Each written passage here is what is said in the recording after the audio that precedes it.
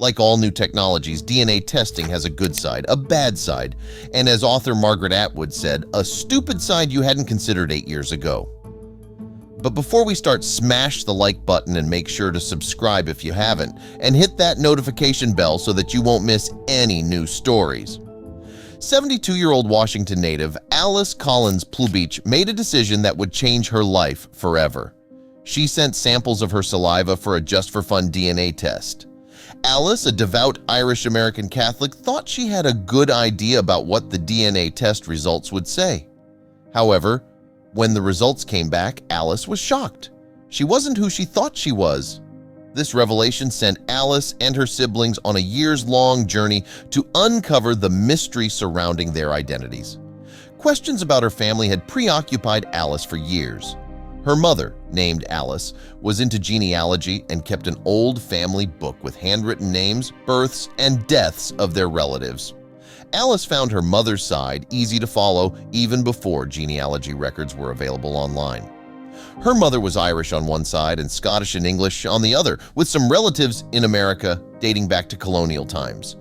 Alice traced some of her mother's ancestors back to the 1500s.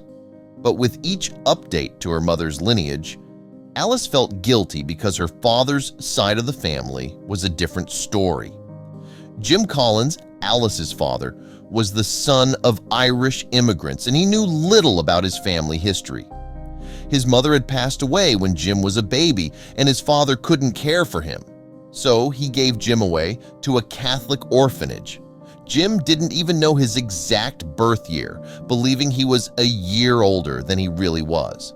As her father grew older, Alice decided it was time to dive into his lineage and discover where he came from. She already knew some details of his tough childhood in the orphanage. However, what Alice didn't know was where Jim came from and what happened to his parents. When her father passed away in 1999, Alice couldn't provide him with more information. In the years that followed, Alice tried to find a paper trail, discovering that Jim was born in the Bronx, New York, to Irish immigrant parents. She also found the name of the orphanage where he grew up, St. Agnes Home and School. But her research yielded little information.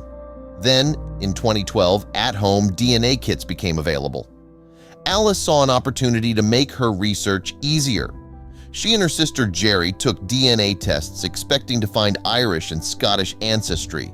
However, their results showed a surprising combination of European Jewish, Eastern European, and Middle Eastern heritage alongside their British Isles ancestry. Alice was determined to get to the bottom of the family secrets and uncover their true identities. The DNA test results were only the beginning, providing Alice with the what but not the why. Alice, an IT manager before her retirement, was well equipped to handle data analysis and research. She began searching for patterns in the chaos, aiming to answer the complex questions about their family's history. She considered the possibility of her mother having had an affair, but that seemed unlikely. The lingering fear was that her father might have been switched at birth or that his parents were not who they claimed to be. To solve the mystery, Alice had two cousins take DNA tests, one on each side of her family. The results from her maternal cousin were as expected, but the results from her paternal cousin were peculiar. They showed that Alice and her paternal cousin were genetically unrelated, which meant that Jim's sister was not actually his sister. This left Alice frustrated and feeling adrift as her identity and family history became uncertain. By 2013, the Collins children were getting closer to solving their father's mystery. They had Jim's birth certificate and learned that he had been sent to an orphanage by the New York Society for the Prevention of Cruelty to Children. Alice explored the possibility of a mix-up at the hospital but found no conclusive evidence. She even considered whether Jim had been confused with another child at the orphanage. Then, in January 2015, Alice's life changed forever when she contacted a cousin who had taken a DNA test. She discovered a stranger, Jessica Benson, who had taken a DNA test hoping to learn about her Jewish roots but found unexpected Irish ancestry. Alice and Jessica's conversation revealed a connection, with both having grandparents born at Fordham Hospital in 1913.